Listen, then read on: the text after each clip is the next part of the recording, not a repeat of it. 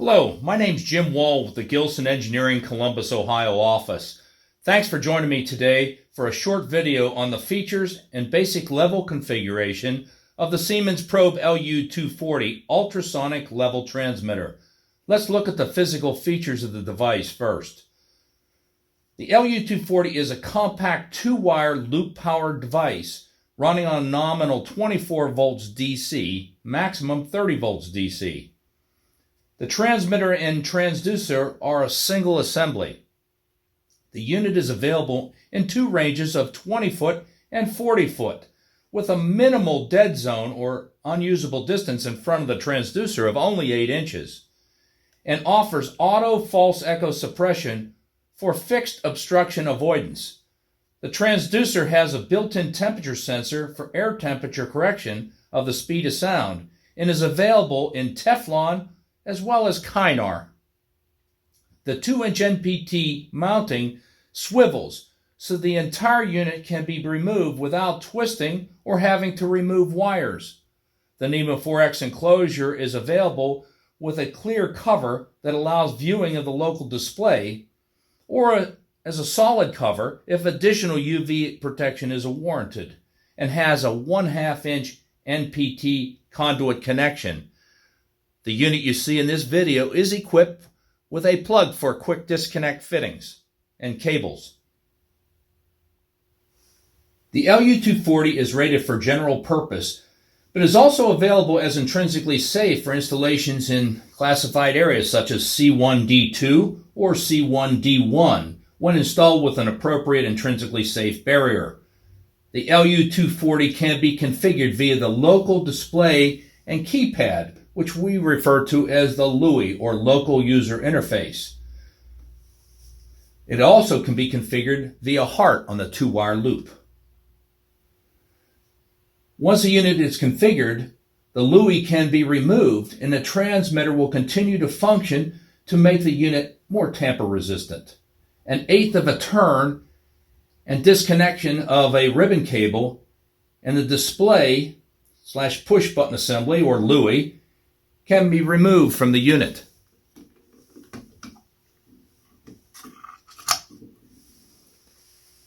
Once removed, the unit will keep on operating. Once power is applied and the unit goes through its startup, it will give you a valid measurement. Right now I have it showing as level. If I depress the down arrow one time, I can show the active measurement in relationship to a space measurement. Space is the actual level you have in the tank right now in relationship to what you want 100% output. Some people refer to that as tank ullage. The next parameter is a raw distance. How far from the transducer face to where I'm getting an echo. Depressing the button again shows me loop current. Once more, and I can show process variable. I can also show percentage of range. That's percentage of the calibrated span. And the sensor temperature. Now let's talk about a simple level configuration. And we'll walk through the different parameters that you have to adjust. I access the configuration by depressing the far right-hand key. This right-hand key accesses the configuration menu. By depressing that right-hand key a second time allows me to access the wizard for setup.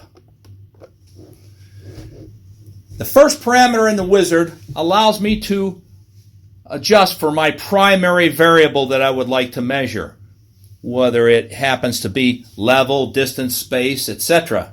I access different parameters using the up and down keys.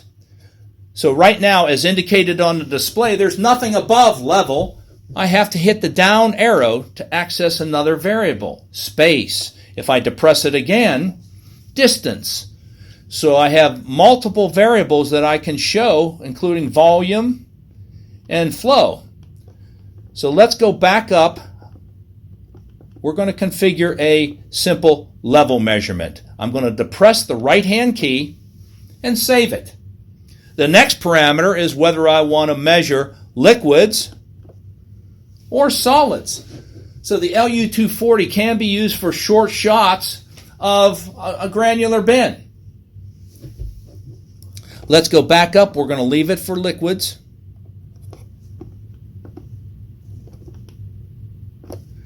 And enter. The next parameter are your engineering units. I happen to have it set for feet, but utilizing the up and down arrows, I could change those engineering units to millimeters, feet, inches. Let's leave it at feet and enter using the right-hand button.